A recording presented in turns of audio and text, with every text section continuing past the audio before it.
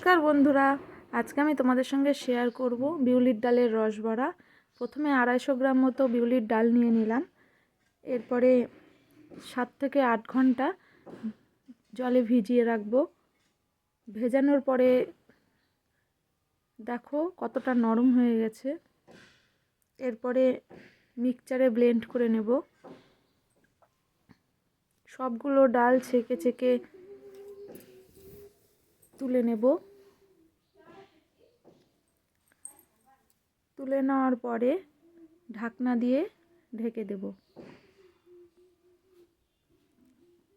দেখো ব্লেন্ড করা হয়ে গেছে, কত সুন্দরভাবে মিহি হয়ে গেছে। এরপরে স্বাদ মতো লবণ দিয়ে ভালো করে ফেটিয়ে নেব।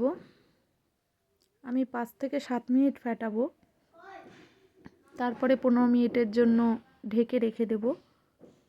তাহলে বড়াটা খুব সুন্দর ফুলবে আর খেতেও ভালো লাগবে। এরপরে 15 মিনিটের জন্য ঢেকে রাখবো। ততক্ষণে আমি শিরাটা বানিয়ে নেব। দিয়ে দেব 4 কাপ জল, আর দিয়ে দেব 2 কাপ চিনি।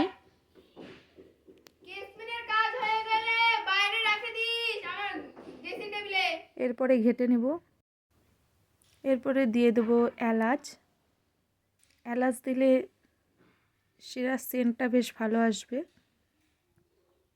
তারপরে এবার কড়াই বসিয়ে দেব। কড়াইয়ে সাদা তেল দিয়ে বড়াগুলো ভেজে নেব।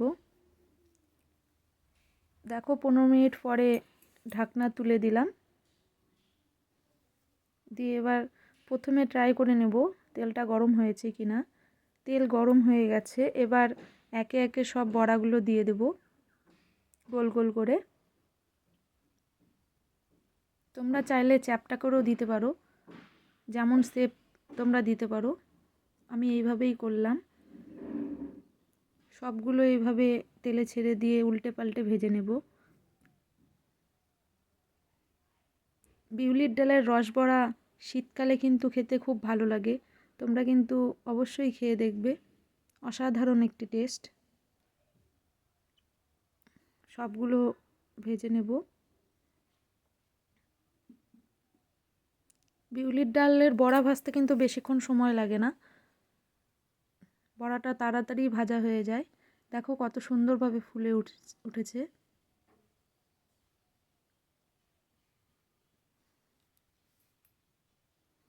এরপরে নামিয়ে নেব।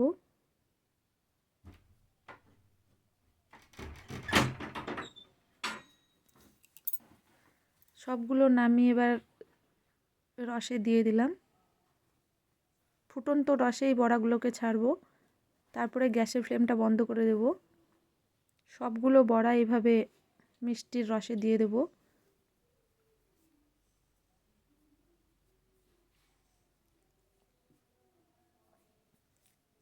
দিয়ে কিছুক্ষণ ঢেকে রাখবো। দেখবে কত সুন্দরভাবে নরম হয়ে গেছে। দেখো সবগুলো রেডি হয়ে গেছে। এরপরে পরিবেশন করব। তোমাদের যদি ভালো লেগে থাকে লাইক করবে, কমেন্টে জানাবে তোমাদের কেমন লাগলো।